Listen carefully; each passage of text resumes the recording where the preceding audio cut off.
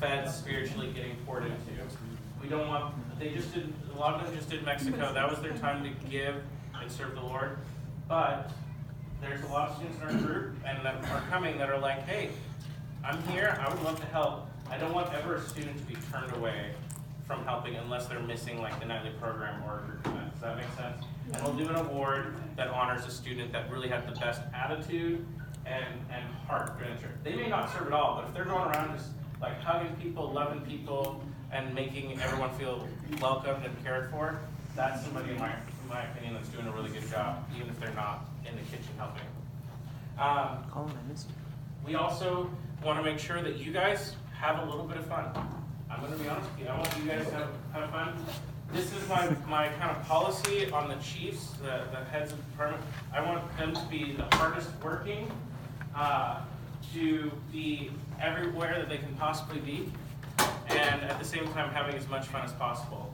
And the reason my mindset is behind that is because if they're doing it, then that allows you guys to have the same thing. So if you're not on the matrix, like you guys and myself, unless you're like super slammed, I would expect you guys when you're in some of your downtime, well, Kamisha, you're gonna be all over the place. So this doesn't go for you. This goes more for you and Chandler.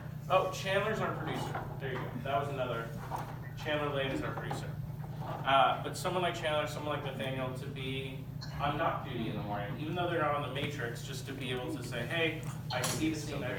And that's kind of the culture that we're going to get to later on. But the idea is that we are all working together. We want to work really hard.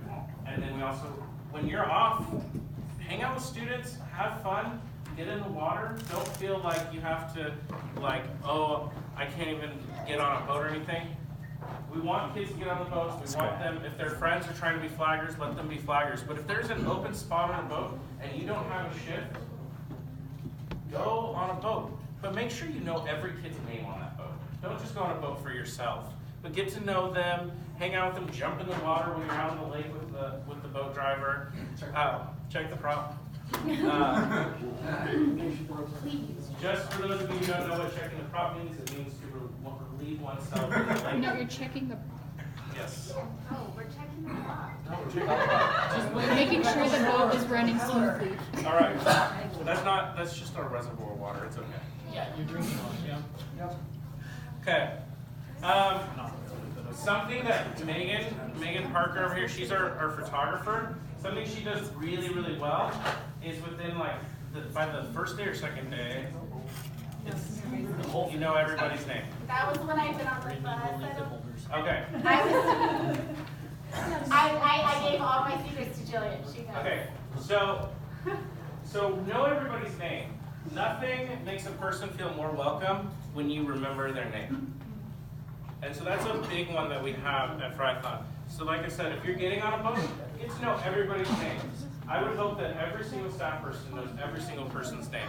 It's hard, and you might be in the line serving the food to the students, and that's a great time to you're like, oh, I don't know you. What's your name? And maybe they're like lactose intolerant. You're like, okay, they can't eat the cheese, but I know their name, and I know next time they come up. What? Another great place for that is at a drink station, because they keep coming all day long, and so there's no excuse for not knowing names. Yeah, the drink station. Charlie is coming. I might have not texted him. Okay. All right. That all falls into being relational, maintain a great attitude. One of the easiest things to do at Fryathon is to create drama. And everybody at some point at Fryathon will create drama, whether they like it or not. It is just a part of being in New York 100-degree weather for a week with a bunch of people that you like and don't like all at the same time. What happens is the things you like about them, you're like, oh man, I really appreciate about them. And the things that annoy you just every once in a while really start to come out and annoy you. I will probably be your best friend and your worst enemy all week, and I know that already. Just because my flaws will come out, and that's why I try to build a good, solid team around me that are able to kind of be that stopgap along the way. So maintain a great attitude. And that's why some of these roles are created, but if you really are having an issue, that's when it gets bumped up to me, and we'll walk through it and we'll do that. What we don't want students to see is our attitudes coming out. There will always be a time when you'll be frustrated with someone, a staff. You might see a staff person going on a lot of boats, and you'll be really frustrated because you feel like you're working all the time. And we're really trying to fix that and not make that happen. If you see that, instead of just coming and just complaining to the nearest staff, go talk to Kamisha. You can even come up and talk to me. Like, just say, hey, I've seen this person get on a lot of boats. And she'll be able to look at the matrix and go, okay, this is why this is happening. You're on the matrix really early in the morning and late in the afternoon that day. So they had this huge 4-hour gap in the middle that they could have gone on boats. That's what we want to do is work through it. Don't just kind of get frustrated and vent to somebody. Talk to the people that can make a difference, and we can actually make a difference and really work together. Because I don't want somebody who's getting on the boats all the time because they can and they have the time to do it to get in trouble, but then somebody who's actually neglecting their activities to get away with their job, to get away with it. So, does that make sense? Okay. You guys all got picked, so I assume all of you guys will be able to do your job and do it well. So, don't be afraid to discipline. Be smart about it. Remember, dealing with high school students, I'm going to say something controversial, and this can change next year. Let's give a little bit more grace to the non-believers than to the believers. I'm going to use my brother as an example. As you can see, this is a soft spot in my heart. Is my brother and his girlfriend, they were having sex. I mean, they were in high school. They were non-believers. That's just how it was. But the reality is, at Fryathon, we have this no touching policy, which is good, which is really good. What I don't want all of a sudden is to have two Christian high school students start dating and they making out at Fryathon. We don't want that, okay? But if you see a non-believing couple that has come to Fryathon and they're already an established couple, this is an example of the kind of grace I'm saying. If you see them peck, okay, they're giving up everything else up to that point. And you have to realize, for us, we're like, whoa, they're breaking the rule. But you have to realize they're coming into this Christian world with super modest bathing suits and all this stuff. We need to be a little bit kinder in how we say, okay, we have a standard, and you can talk with them and explain that standard, but say, hey, we're going to give grace in this area, but please respect our standards. Please do that. And I will tell you, most people who are non-believers coming into this world, they know they're coming into a Christian camp. They know they're coming into a more structured environment. And I will tell you, we might even make the bathing suits even more modest than they are now. It's something that Pastor Dave and I are working through. So just be wise in your disciplining.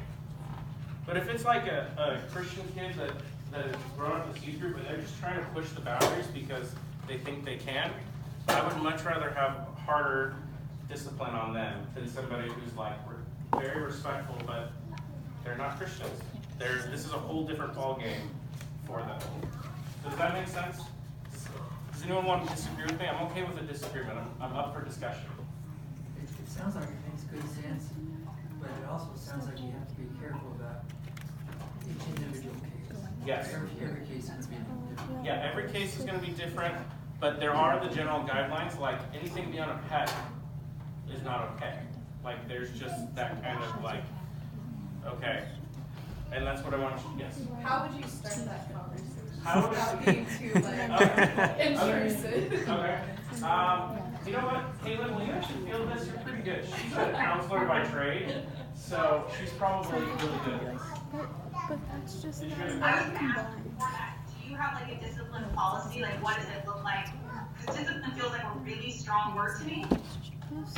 Okay. So I'm curious what the steps of your policy is. So our steps in our policy would be just a general verbal warning, like, hey, and just very kindly, it's just more of, we have our Fryathon rules, and we'll get to that.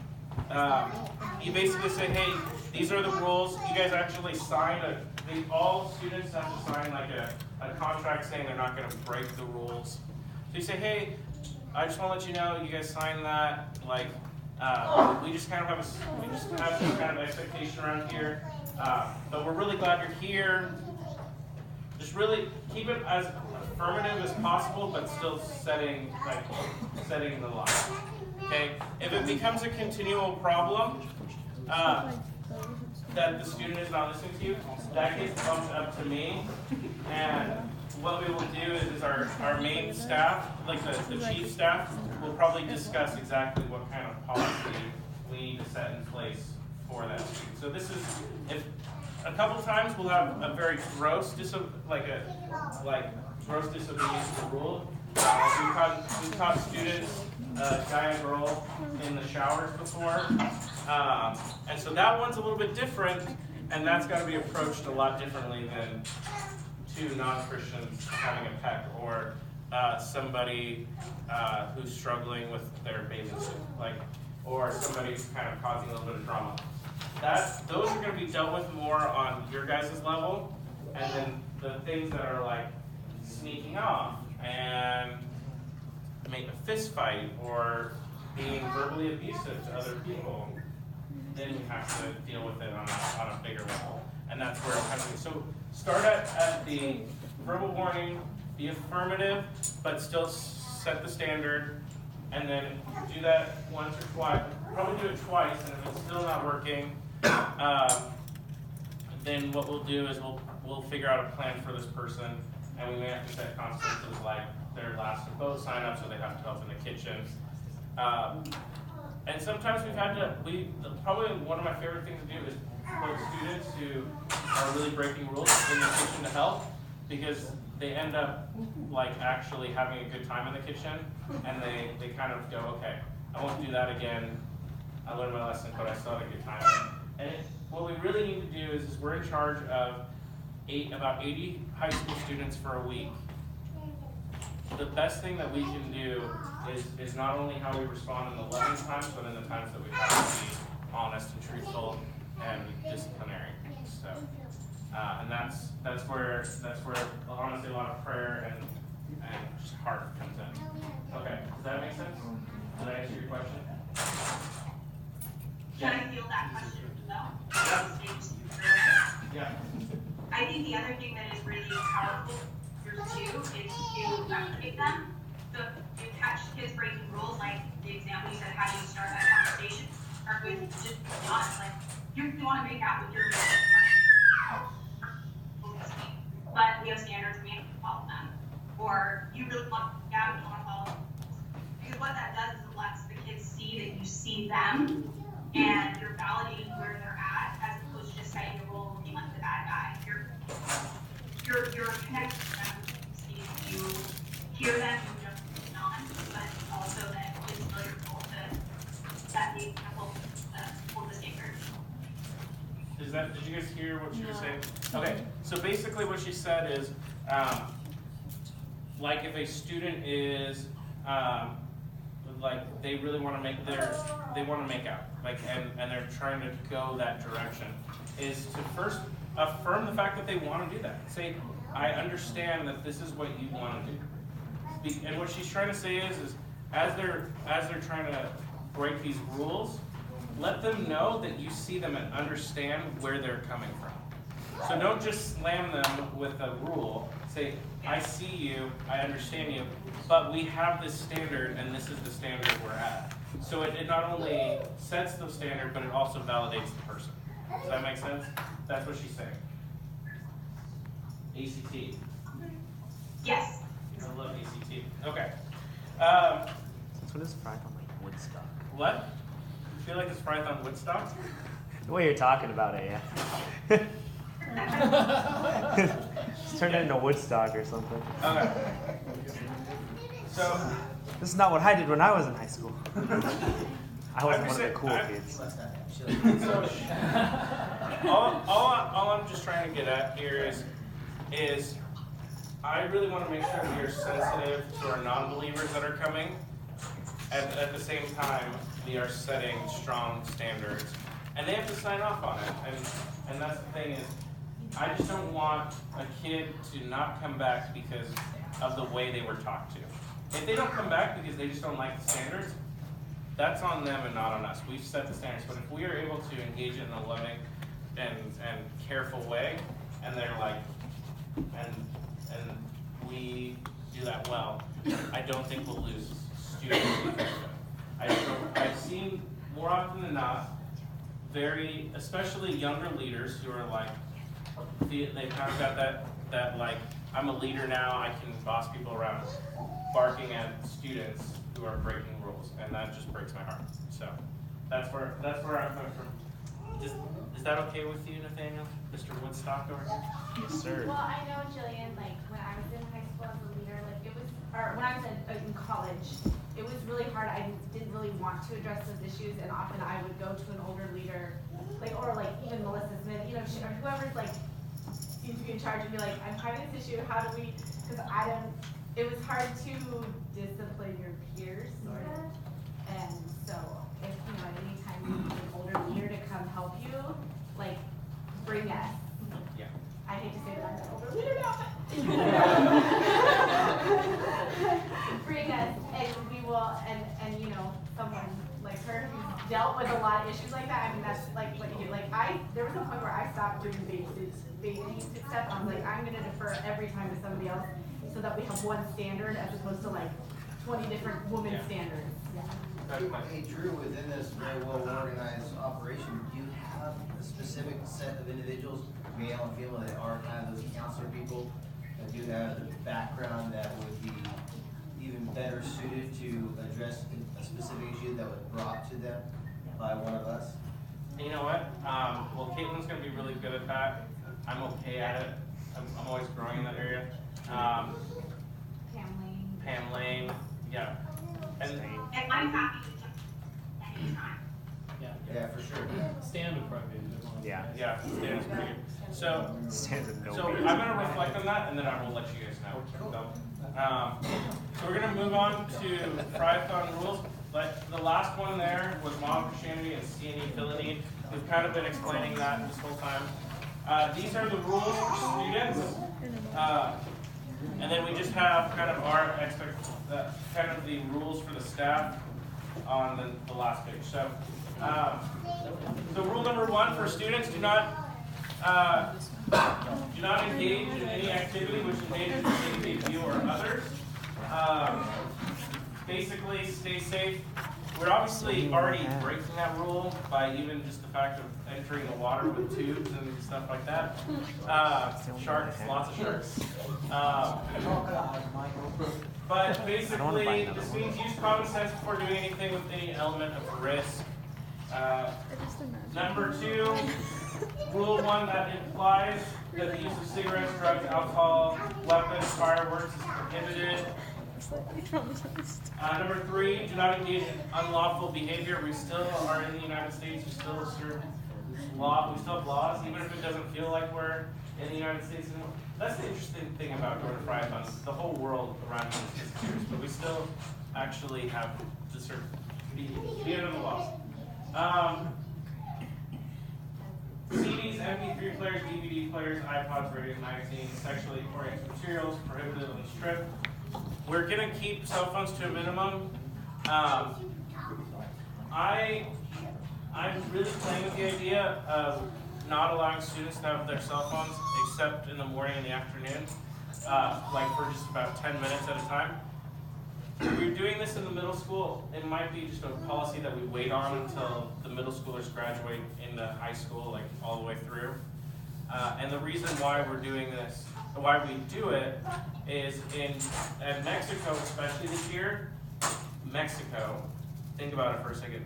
A foreign country, students were out on the outreach site where you're in some little rural area in Mexico on their cell phones, instant messaging, some of the kids they met, friends back home, posting on social media.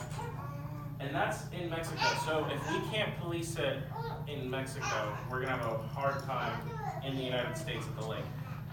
Service is just getting better and better. In years past, it would be really hard to have service at Fryathon, and it's been getting better each year.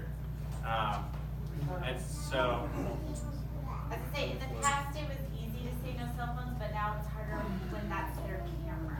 yeah. So, what we do for middle school, and I'm open to discussion on this subject a little bit.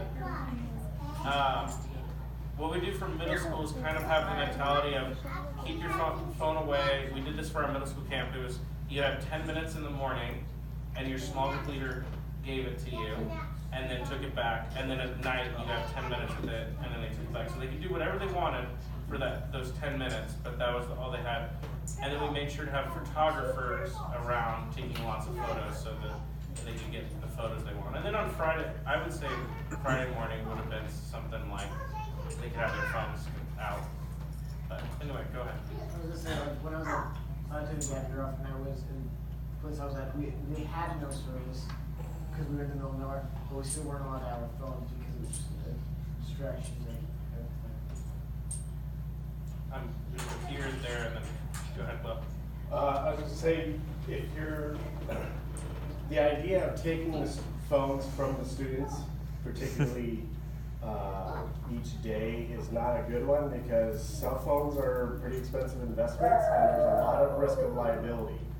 If a phone goes missing, if it's broken, if a student claims it's missing. If we do take phones, we have to do it through the parents first. Yeah, that'd be true. No, cool, sure. Okay, I had, who was, go ahead.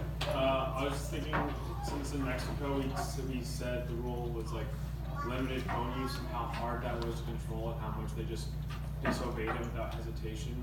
I feel like it'd be harder to manage this same rule with so many people because I think also just when there's like 80 kids, they're all going to be even more eager to be on their phone since it's more of a feel more of a social situation too. Ty, you're gonna say something? Yeah, what's the headphone rule? Because a lot of the inappropriate use of cell phones involve headphones, like listening to music and that kind of thing. But like just taking pictures, that's not a big deal. We don't need headphones for that. So should we? Are they allowed to have those? Well, what do you guys think about? Last year, I think it was no headphone period. For Yeah. that very reason, it cuts down a lot. Yeah. As far as the difference between Fryathon and Mexico, you do have this being at the lake. Not as many kids are going to be carrying them in their pockets just In the water. all the time. They're going to have to specifically go get it out of their tent to use it. So it's still an issue. Or carry around a bag, not everyone does. Still an issue, but not every kid's going to have their phone on all the time. Maybe just, instead of trying to police a no cell phone rule, just put on all the leaders, just be aware. And if somebody's abusing it, just go talk to them and say, hey, man, I want you to have a good time, and it seems like you're engaging with other people, let's maybe put the phone away and let's just, go do something. Just kind of take it from that perspective, of just engaging as you see it being done, and trying to police an overall rule that would be very hard to police. Along the lines of what Matt said, it's going to come down to a personal level thing. At Fryathon, we don't have the issues of kids using their phones sitting next to the lake in public. The issues are going to come inside their tents. Yeah. And that's where you're going to have their leaders and their small group leaders just encouraging them to. Well, and The issues are not going to be done out in public, per se. I redid this, like, kind of in Romania, Debbie's thing about the cigarettes, like, she's not wanting to make it about not using cigarettes and, like, distract from, like, why you're here, so, I don't know, like, if they were able to take them away, like, would they just focus on that the whole week and be kind of angry at us and not, like, less inclined to listen, but, yeah. So the only place that I'm all for that kind of what you guys brought to the forefront, but how do we go? Obviously, a lot of these students will hang out in a tent, and we can't we're not looking into tents to see if there's students in there. Well, we should be. Do we have- because yeah, because That's how they'll get kids are. dehydrated. Yeah, And so great. kids should. You do want people The of tent the should be correct monitored. gender It's to supposed to roam be in in your that tent. tent, period. Yes. Yeah. Don't sleep in your tent. Yeah, Let them take it down. Yeah, not a good idea. I think if you tell them they're not like allowed to have them, or at least not outside their tent, then they are going to go in their tents a lot more and be more antisocial. And I think it's best if we just maybe the first morning, or the first evening, or whatever, the first walk, you just have like, you know, and hope for the best, and just like give them a talk about it, and say, hey, we're here for camping, to meet new friends, to hang out together, and, you know, if we're staring at a phone, that's not gonna happen, so please put it away and use it for emergencies. This is my first trip out with you guys, but I was just curious, is there a specific protocol when the students are allowed to be in their tents? In my mind's eye, it was gonna be one of those sleeping only things for, so at bedtime, they're in their tents and they're down. Or is there like rest period breaks where? They have like free time almost all day. Right. And what a lot of, mostly female students, they like to go to the tents to change and talk about things that they don't want the general public knowing about. So more often than not, it's happening in the girls' tents, but there is a couple times that over in the guys' tents that does happen too, just not as The often. guys' tents are in full sun, so it's usually too hot. Camera. Girls are in shade, so they can do it, but guys, you just. Unless you're sick and stupid, you can't do it. You gotta sleep outside so the deer attack you. I think he did sleep whenever I met I think he was just doing sessions. Nothing. Mother gotta pee on my tent. Drew, you lost control. All right. So, are we banning headphones or no? Okay, all right. Okay, you must obey counselors at all times, that's kind of a, all right, bedtime, 10:30, okay. I don't know if this is 10:30 because we updated the policy, or if it, was it 10 last year, or is it? Okay. Might have been 10. I'm sorry, since Between mine. So, what we're experimenting with, this is my greatest experiment, is we are pushing dinner a half an hour later, and the nightly program a half an hour later. And the reason we're pushing it all back is the sun on the screens. So we're pushing it all back half an hour, and then everything's back half an hour all the way to bedtime. The other part about that is that while we get less sleep, and that's not going to be as great for us, unless, yes, I know. The kids are getting less sleep, so what's going to happen is they're going to start, like, I hope after the first night they're going to be like, oh, I can't do this anymore, and actually go right to bed, because bedtime's later. Yeah, that's right. Is mornings gonna be later, or? Mornings is going to be still the same.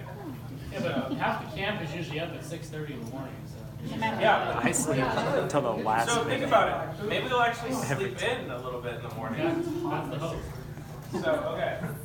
So bedtime is, okay, and that means they have to be, okay, they have to be in their sleeping bag at their designated sleeping place. They can't be like me when I was in high school, in my sleeping bag, running around the camp because I was in my sleeping bag at 10:30.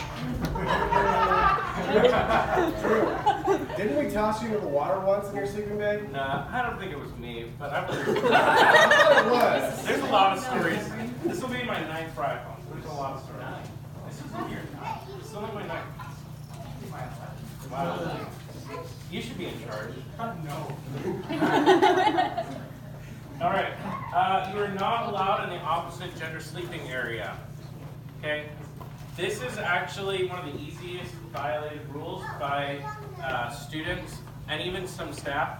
I would really encourage male staff, unless that is like you end up sleeping over there, which I hope very few male staff are on that side at all. There's a couple male staff sleeping on that side. On which side? On the girls' side. Half of your staff's gonna be sleeping past the girls. Yes, I'm aware. Most of them are in RVs, but some are even in tents. And so I would hope that more of the guys go toward, like the single guys that are not with their spouses. That should be a rule. If you're a male single guy with a tent, you're in the men's area. And that has been how it's always been dealt with. What? It's got chargers. Where or in the other building? And the doors are locked, by the way. All the doors are locked. Okay. He's just been sitting out there. Oh. Okay. We probably had like 20 Drew, people I don't come think late. we've ever had a single guy sleeping in the RV I- section. We have. We have. Okay, so that's Brian allowed it with 2 liters. okay. I'm not very comfortable. I really don't want to see guy staff cutting through the girls' area. I've done it. I've seen other guy staff do it. The girls are changing like midday. I mean, so there really should not be, unless you're in an RV on that side, all the guys should be on the other side. And saying there really should be no girls on the guy side, which it's a miserable area over there. So there's not even like really a reason any girl would want to be over there. Oh dear. Oh dear. Okay. Hey, Drew? Yes. Instead of saying there shouldn't be any girls on the male side, say there shall not be any girls on the male side. And same thing with the guys. This is a camp where you don't want to give the opportunity of that. If you're a male and you're going to the store, go around the RVs. Yeah. Well, you Or go up over the hill. I think guys should just go over the hill. There really should be no reason to be on. If you're camped over there, if you stay on the road, you're gonna be, the RVs are gonna be. Yeah, but that's if you're one of the people in the RVs. But if you're a guy staff or a guy student that is staying on the guy side, there's really no reason you shouldn't just go over the hill. What? I don't see what's wrong with staying on the road. Okay, I'm okay with staying on the road. I won't. But here's what I do see a lot is. It is. Okay, I'm okay with the road. Road. Here's the other thing that I've noticed is a concern. Is I'll see guy students like sitting on the shoreline on the girl's side, just like talking to another girl. Guy and girl interactions should only happen in common areas, not on like even the shoreline. Once you pass probably Julie's trailer, which is gonna be the first one, and that's like Julie and Steve, their medical and kitchen. After that, it should be no guys on that side. They would sit over there by the kitchen washing area on the shore. I have access to it with a hose. Perfect. Drew? Do you have female medical staff? Yes, one of our. Cool. For example, like my daughter's a type 1 diabetic, and we deal with the blood sugar monitoring, and within 80 people, I don't know if there's any other medical issues that will be needing some amount of attention to, keeping the boys on the boys' side, girls on the girls' side. The medical staff, that's totally a non-issue. Well, I understand it, but of course, some of these things are non-emergent situations. You catch them very early, like type 1 diabetes, and monitoring issues, and you're preventing an emergent activity or an event. But again, that's definitely better done with girls on girls' side, boys on boys' side. One of our nurses is Cool. okay. Be it, you can't leave the group without a permission of a counselor. You must attend all scheduled groups and be on time. Responsible for your stuff. Wear modest clothing. Avoid inappropriate physical contact with persons opposite. Again, this is all students' rules. Avoid the use of rude or offensive language. I come from the camp where, again, if they're of the world, if they accidentally let a cuss word slip, a big whoop. Basically what bothers me more is when somebody if somebody came up to somebody and said, "You're fat," rather than they miss a shot on the basketball court and drop the F-bomb.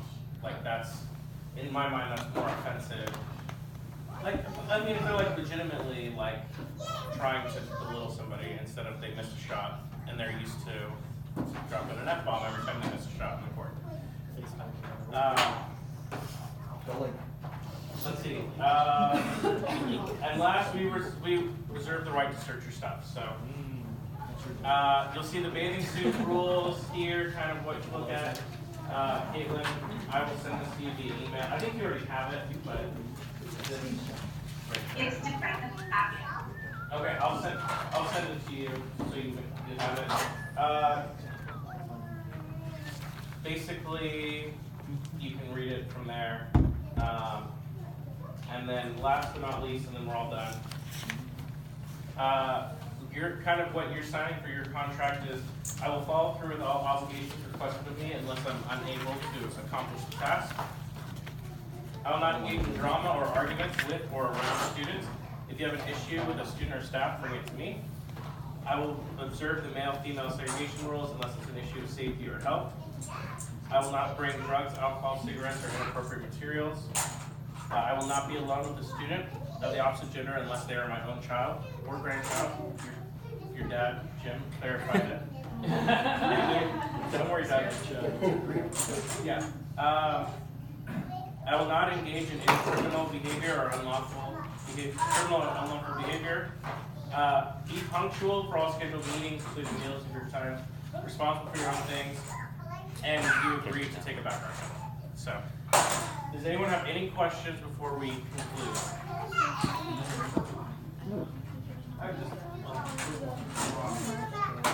I have like the whole no guys and girls district other way around. Almost every year that I've gone, the first day and the last day guys will help the girls put up tents and make nonsense. Is there a rule against that now? No, that's a good question. So when it comes to setting up tents and camp is being set up, it's totally fine. It's basically from the time once dinner is served to breakfast on, so dinner served on Sunday to breakfast on Friday morning, there should be no gender of the opposite gender. But then once breakfast is over on Friday morning, they can go help tear down. So. I know, I don't know if this is still like a major problem, but I do know some kids like to sit in the store because the Wi-Fi. Is there going to be any, like, if you've been in there for like 2 hours, like go outside, or are we letting them do their thing? Wi-Fi says they had a phone, they're doing something on a phone, which is probably fine. Yeah, I mean, I would say if they're in the store for more, so if somebody comes on to shift and there's people in the store on store duty, and somebody's in there the whole time they're on store duty, once that person leaves, they should take the person with them. Because they've been in there for more than 2 hours. So, any other questions? Yes. Clarify, even though these are in print right here, you want us to go online to register? Or you can just sign it and give it to me, and I'll scan it in. It'll be all electronic. So this year we're like super electronic, which we've never been before, so. I was gonna say for the store thing, because some students are really like, what's a better word for it, but lame, and will sit in the store, but sometimes they're like playing cards and hanging out and all that. So I think it's fine if they hang out in the store, because some students will sit there all day, but if they're on their phone, I think just getting out of the store I'll though, play with giving them other breaks, people. they can come right back. We have no control of that, but at least it's kind of like, hey, come down to the store and see what's going on down there. Maybe there's both. And the people that are on store duty should always be trying to get the kids involved and stuff, even there. Like I know, I almost always bring a couple of cards and stuff. Just something like that. But to kind of further go, you do need to go online to register, because that goes through Planning Center and we get all that information and there's questions. Like, do you have an RV? Or do you have any health issues? And then that way it creates an Excel sheet, I give it to the corresponding people, and then we figure out all that stuff. Then that paperwork has to be submitted as well. Okay. Anybody else? Chandler heading up worship. Yeah, Chandler is heading up worship. We are looking at bringing a guest speaker to Fryathon, so that's a little different this year. We're just trying new things. I really want to get a sunscreen dispenser, but they're pretty expensive, so I may not do that. Just something like instead of hand sanitizer, it's sunscreen. And that makes sense. Yeah, it's really expensive. So. Each night for the game, when they win a bottle of sunscreen. Drew, we can go to Costco. I'm sure they have. We just need something with a pump. Drew wants something that you can put on that's automatic that you just put your hand under. With the 5-gallon container. Let's just use one of the Gatorade containers and put a bunch of Not everyone's gonna want to use the same thing. Okay, that's true. What It's gonna I have wanna say, it's 7 different either brands. 75 or 100, I just can't remember what it Last is. year, we'll spend $475. It's definitely not more than 100, I can tell you that right now. Budget for 100. Yeah, budget for 100, be surprised when it's 75. But you probably want some of that before camp, don't you? So Well, you actually, 5 days. just when you register, you can pay right there. Oh, So- online, yeah. So, I haven't touched any money for Fryathon this year. So it's been really nice. Keeping you accountable. What? Skimming off the top. You can get money from the budget. Show me the money. Okay, alright. Anybody else? Alright, well, let's pray, and then, actually, I wanna do one thing before we pray. I want you guys to introduce yourselves and a little bit about yourself and what staff team you're on, then we'll pray, because I think there's some new people in here that you guys, not everybody knows each other. I meant to do this earlier. So you guys met Caitlin,